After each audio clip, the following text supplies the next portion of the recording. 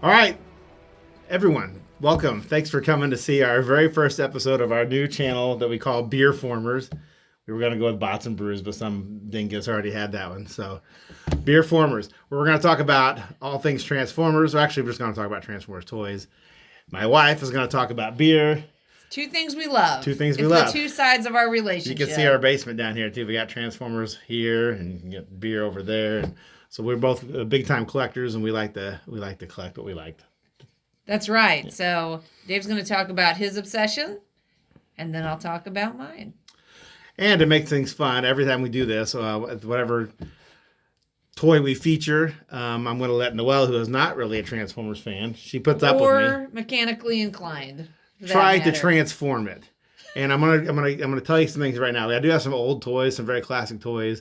And although I love my wife dearly, I'm not going to let her near anything that has gold plastic because, you know, those of you who are the collectors into the know, GPS is a real thing. Yeah. And she will probably shatter some of these. Yeah. So we're going to be a little selective in what we actually let her try sometimes. Good call.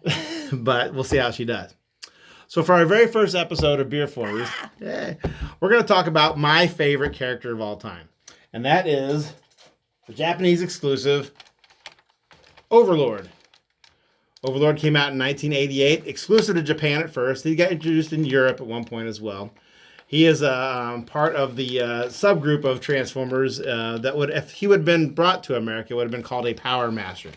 Power Masters are Transformers that have little figures.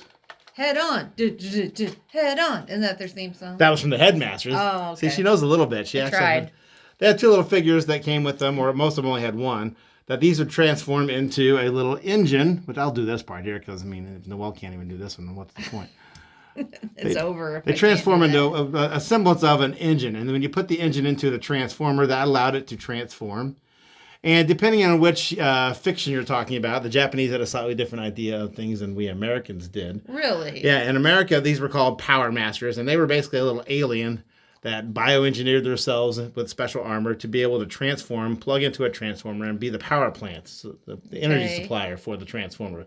So instead of having to have your normal fuel that Transformers had. Which was Cylon gun. No, it's Energon, but that was close. Sorry, Battlestar Galactica. So these humans, which were actually aliens, they just looked human, would transform into that and be the power plant for that. And in the toy, you actually had to be able to plug the guy in a certain spot to be able to unlock the transformation. They were like stuck in car form or vehicle form until the engine was put in place. Fun. Yeah, I like that. In Japan, they were called God Masters. A little bit of a translation thing going on there. Guess so. I've heard it said that the word power in Japanese kind of roughly translates into God, so they just went with the word God. Like Godzilla's power lizard? I guess maybe. Okay. Actually, it's Gojira, but that's, gorilla whale, but that's another story. He likes Godzilla, too. I like Godzilla, too. There's not much I don't like. These were actually humans who had the special bracelets that would cling them together and they'd transform into their like armored form. Yeah. But they were the Transformer. The Transformer body was just a mindless body that they would plug into and they would power it. Okay. And there's a similar thing with the Headmasters and the Target Masters, which, we'll talk about those at some point, were slightly different in Japan. But so America had the idea that these were aliens that would, help out the Transformer somehow. Japan had a slightly different idea. So Overlord only came out in Japan. Yeah. This is just, I'm learning so much today. And when he had his European release, they muddied the waters a little bit more. They were called Energon figures, and they kind of ignored the whole Power Master gimmick altogether. But anyway, I digress quite a bit here. So he would have been coming out at the same time as like Power Master Optimus Prime and several other Power Master figures, but for whatever reason, Hasbro decided not to bring this toy to America. So if you get a classic Overlord, like I am blessed to have, this is going to cost you a lot in the secondary market because of its rarity, being Japanese. Is that an original one? This is an original one from Japan. This is not the European release here. And it transforms into two things. This is one of the things I thought was really cool about it. It transforms into like a stealth fighter jet into a tank at the same time. So it was like two vehicles came together to form one robot. Ooh. Yeah. Where did you get that one? I got that at a BotCon. Which one? I think it was BotCon 2000. I think you were carrying it back to the room one time for me. Oh, and somebody asked questions about it in the elevator, and you had no idea. You just had That's true. I said, I'm just taking these toys back to the room. They want to know everything about it. They did. That's the one, huh? Yeah, I think that was the one there. I won't say how much I spent on him, but needless to say, it goes for a lot. You save nowadays. up your money, so that's the thing. He's got a plan. Overlord's had some other releases in Japan here fairly recently. They put out. There's a company called Kabaya that makes little model kit type toys that come with gum, so they can be sold and. I want to transform that one. So they can be sold in candy stores. So I've been collecting a few of those too. So this is a little miniature version. Did you get gum too? Yeah, the gum is horrible. Oh, okay. The gum's like fruit stripe gum. It lasts like 3 seconds. But it's glorious. But it's glorious for those 3 seconds. There's another version of which I got only in tank form right now. This was a BotCon toy. We just talked about BotCon. Yeah, BotCon was the official Transformers collection convention for many years. There's whole. Which BotCon was that? I think this is BotCon 2012 down in Dallas. Oh, so I didn't go to that one. You did not go to that one. Because I had a work commitment. But you took our oldest daughter with us on this one. Who was still pretty little. And this is as most BotCon toys were, they took an existing toy and they would either change something about it, either the color, or sometimes they would get special remolds. This is a little bit of both. This was originally a live action movie toy. That they changed the head on this one and the color on it to make it resemble Overlord. And it just does the tank. And this one's kind of weird. This one's famous for, if you look this up, this one's famous for what is that? It looks like a face. It's chest on there. The head is hidden. Okay. But it's famous for its face though, because it had a lot of, in some people's opinion, over sculpting on his lips. So it looks like is he kissing? He's very expressive like that. That's so sweet. And then even more recently was this version here that came out here in America and abroad. This is part of the Power of the Primes line, Overlord. This is the first official American release of this toy. Oh. And so this is like a much smaller version if I compare it to the original. You can see that they're very different sizes. Wow. But it's the same basic idea. Turns into a tank, into a stealth jet. And so instead of the Power Master, they still has the things on his chest here, which I can talk about a little bit when Noel tries to transform it. She's gonna get Is that the one I'm gonna do? She's gonna get to try to transform this one here. Okay. Instead of little Power Masters, everything was a Headmaster basically. So the head pops out here, and there's 2 different heads. In my world, there's a lot of headcanon here going on with me. If you don't know what headcanon is, that's just like your own imagination of how things work out, right? So he only came with one head. I was able to glom onto another head from another robot that I didn't want necessarily, but I did keep the head. So the heads can plug in the chest, and you can change his expression by putting a different head in there. Whereas the original is the expression like surprised or angry? One's like neutral, one's a little more angry. We can maybe show those. Neutral? That's a waste. We can show those a little bit on the screen when we needs to have duck lips like the other one. Yeah. For selfies. So the 2 heads here also turn into robots like a Headmaster would. So they didn't do the actual Power Master thing for Power of the Primes. Everything was basically a Headmaster, but it was the same basic concept, Gotcha. So he had 2 spots in his chest. So I'm like, well, that's lame. He only has 1 head. So I found another toy. I think I took a Black Shadow. You can look that up if you know what that is. And took his head because it also fit. And so we go from there. So you were making up stuff. I do make up stuff when I go on. Oh my gosh. My collection, you can kind of maybe see this in the background. Everything's got a label on it, and so it's all organized according to a way that makes sense to me. So some of these things, and I don't mean to sound elitist or culturally insensitive. Whatever's going to come out of his mouth is going to be exactly that, right? But there was a lot of localization that went on back in the day when a Transformer came out from Japan to America. What the Japanese ears thought sounded like a good name, in my opinion, didn't always translate well to an American audience. Godmaster might be one example of that. That makes sense. Okay. So, so I've got several toys around here that I've given a new name to, to make them sound more like Bob. Yeah. Well, there's a Beast Wars character named Randy. Not really a very that's amazing. Not really a very transformery name. It's like the guy down the street. How is it spelled? Randy. Yeah. Yeah. Oh, and he's a Beast Wars, so he turned into an animal. He turned into a warthog. So why? I'm not sure. I'd have to really ask someone from Japan who's in the know. If anyone knows, let me know. Yeah. How they came up with Post in the comments if you know why it was named Randy. How they came up with Randy. There's a rabbit that turned into Stampy. It's because it couldn't keep his arms down. I guess so. Yeah. I can't move my arms. So Stampy cracks me up because rabbits. Yeah, I thought they were going for like a thumper thing, but change it slightly, to my personal ears, Stampy sounds baby talkish, so it doesn't sound like Didn't Bart Simpson name an elephant Stampy? Could be.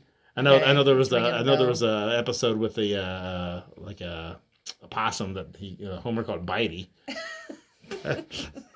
But we're digressing quite a bit here. So we're going to let Noel try to transform this. And while she's transforming off the side, I'm going to show you some other things about some of those other toys. I'll show you the original one. Okay. I'll transfer the big one, and we'll see how she does. What am I transforming it into? A tank, you said, It becomes right? a tank and a stealth jet. It's two things? Two things. Do I pull it apart then? Oh, son of a gun. It's transformed similarly to mine, the original one over here. So if you want to be guided by me a little bit, if you want to look out of the corner of your eye, you can. All right. Okay. Oh, so the arms are coming off. Mm-hmm. These arms are stuck. They're not coming off. But the arms didn't come off. Just this thing came off. Oh, what? Oh. Yeah. Oh. Where is that on here? I don't see that on here. Oh, it's on his... I'm already having to help her. This is all right. not a good sign. Are you gonna time me, or is it just that we'll look at the time in post production and see how long it took you. We'll let everybody know. All right. So that came off. All right. So those feet kind of come down. Ooh! I'm onto something. Right? Isn't that how it should go? Because that's turning it into tank treads. Oh yeah. Boom.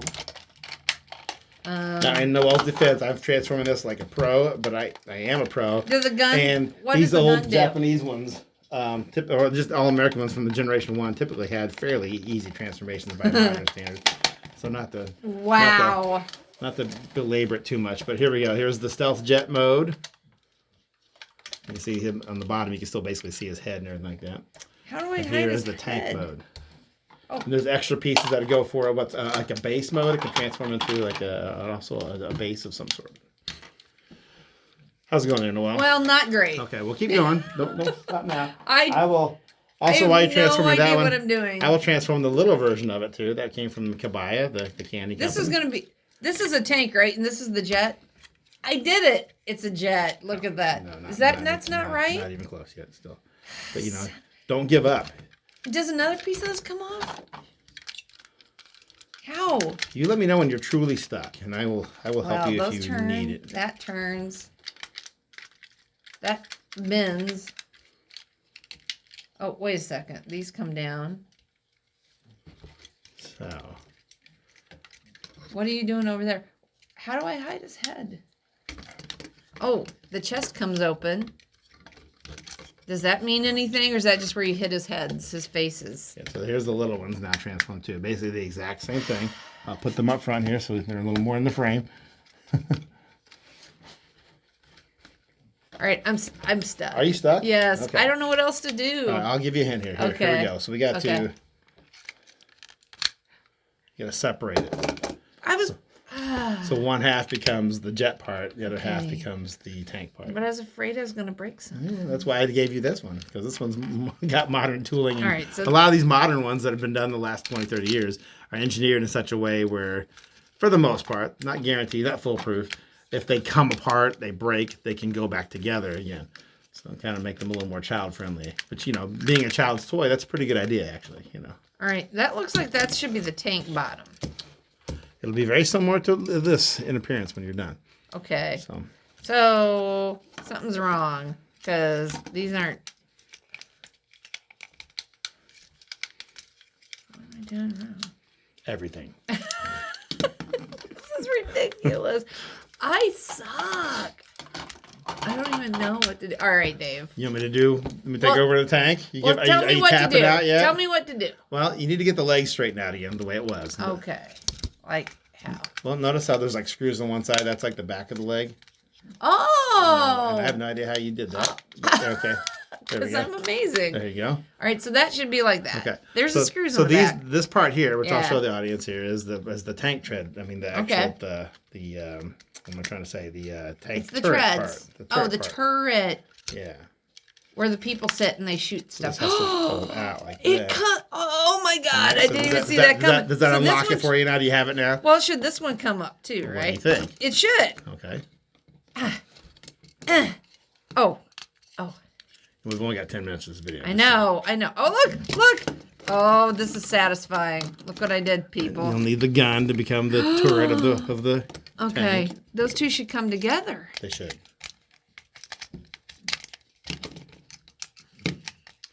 Why is it not coming together? What am I doing wrong? Oh! Oh, look at that. I did it. Okay, now. You got a lot of what they call kibble, which means random stuff hanging off the back. Oh, kibble, new term. Look at that. Okay, that doesn't look right. So what do you think that has to go? Under. Oh, shoot. Okay. See how it fills in that space up front too. Look at that. Here's the tank. Here's the turret. I mean, the actual turret there. Okay. One little tiny minor piece missing there, but there you go. Now you got it. Now it can boom, boom. It's gonna go here. Yeah. All right. So she's got a completed tank. Look at that, people. Look what I did. There it is. Okay. I did that. Now she has to do the jet, or are you done? No, I still want to keep going. trying to get the jet. Okay. These look like afterburners. Look at the old version. Okay. So these to go give you a up. hint, because it's not super. It's not Okay. super. Look at that at the bottom of it there. It's not super different. It's slightly different, but it's not super different. So something it's should gonna flip basically over. follow the same- Something should. This goes on it, right? Over the head? That's one of the parts that's slightly different. So on the original one, it just flipped over the head completely, but there's a piece that's attached to the main bot still that you need to. This has to go down, right? Oh, look at this, people. Okay, this is going to go here. This is like a puzzle. This goes here. That's one reason why I like Transformers. They're kind of fun to sit around and just transform it back and forth when you got nothing to do. Okay, watch what am I TV. doing wrong? Looks like that should go in there, but it's not. Like, this hole goes here. Yeah, it's got to snap in place. Yeah. Okay. I'm always afraid I'm going to break something. Yep. If you do, All right, I got the divorce papers ready to go. I know. That's fair. Okay. This goes like this. This goes like... There are people who are deeply into Transformers right now that have died several times over watching you do this. Why? What did I do wrong? No, you're doing fine ultimately, but you're just making so many moves and stuff. People are like, is this like a Rubik's like Cube? You're better if you do it in fewer moves? The purists are like, oh, she's overextended that joint so many times, it's going to get loose how's now. that? Did I make it? Looks like a jet to me. You're probably about 90% there. All right, here's the last thing. You've got to close the alarms in. And this is just this is part of the base mode there. So you just got to kind of bring that forward. That is a little more solid. You open that up a little bit when you didn't need Okay. to. But that, there you got it. Okay. You got it. Well, this calls for a celebration. Does it, though? It does. And I think it's time to celebrate by enjoying a beer. So while Noel gets the beer, I'll tell you, again, some few things about this character. This is my favorite Decepticon, my favorite Transformer of all time. I think just because I think colors are cool, the fact that he splits into two different things. I was a big fan of all the Masters series back in the day. So the Power Masters, Head Masters, Target Masters. I even like the Action Masters. The Masters, again, if you don't know what all this means, if I'm talking gibberish to you, just do a little bit of research and you'll find out that essentially, to make the line relevant, Hasbro back in the 80s came up with all these different gimmicks to try to sell more toys. And so they glommed on this idea of everything being a master of this or a master of that. So this was just, the Power Masters I thought were a cool concept to be able to transform them. And I can show you what that's like here in a second with the big one once again. So, Noel, you poured a beer. Tell us about the beer today for our first episode of BeerFormers. Okay, so we're very blessed to be in Southern Illinois, right across the river from St. Louis. And there is just a wonderful craft beer scene in Missouri and in Southern Illinois. So today we're going to start with a craft beer that comes from Missouri. So the brewery is called Friendship Brewing Company, and the beer that we're going to be doing today is called Brewery Friendly, and this is one of their seasonal beers. Full disclosure, this beer, I don't know if it's available right now because we got this from a friend who got it about a year ago. But we had it ourselves. We've been to Friendship Brewery a couple of times. We really enjoy it. I'm going to tell you a little bit about it before we try this beer and tell you our thoughts on it, okay? So, Friendship Brewing Company actually has 3 locations now, Dave, which I didn't know that until I was looking into this more, because we've only been to the Wentzville location, but they also have tap houses in Flint Hill and Hannibal, Missouri. All 3 locations have food. All right. But the flagship is in Wentzville, and it was founded in 2016 by Brian Nolan. And Brian is the son of a home brewer, and he has a very much strong beer credentials, which include I found this fascinating. He spent a year as a teenager living above a pub in London where he got to try all kinds of different brews. And ever since then, over the last 30 years, he and his friends had been trying to brew their own beer that had lots of body and flavor. And that hobby became Friendship Brewing. And today, they have generally about 25 different beers on tap. Some of them are seasonal, some of them are all-time beers. But I looked back through our diary from our pub passes to see what we've had.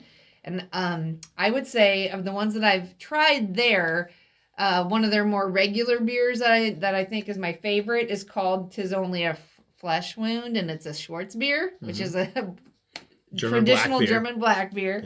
Yep. But last year in March 2023, the last time we actually visited Friendship Brewery, which is the space itself is just so much fun. The walls are covered full of gasoline pump house memorabilia, and beer memorabilia. Yeah. I don't know if the place was a former filling station or what, but but it looks nondescript outside. It looks like a house, and you go inside and it's like a beer Disney World. I love it inside there. It's one of my favorite places to go. But last year in 2023, I enjoyed one of their seasonal beers that was called a Rosy Goat.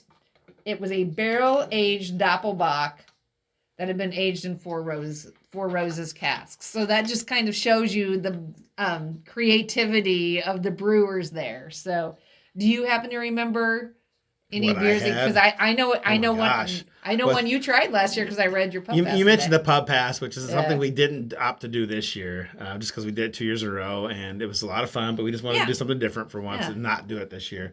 But the pub pass, I think that's pubpass.com or something like that. We found it on Facebook.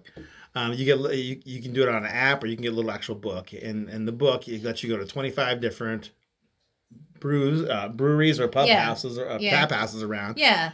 And they'll stamp your pass, and you get one free beer with certain restrictions. Always, if you do it to pub pass, always ask what you can and can't get. Yeah. We're not doing a pub pass commercial here, but we always wrote down what we got. Yeah. That's what I was trying to get at. And I don't have. I know what you got last year. So one of the beers that you got was called the Rasmanian Devil. Rasmanian Devil. And it was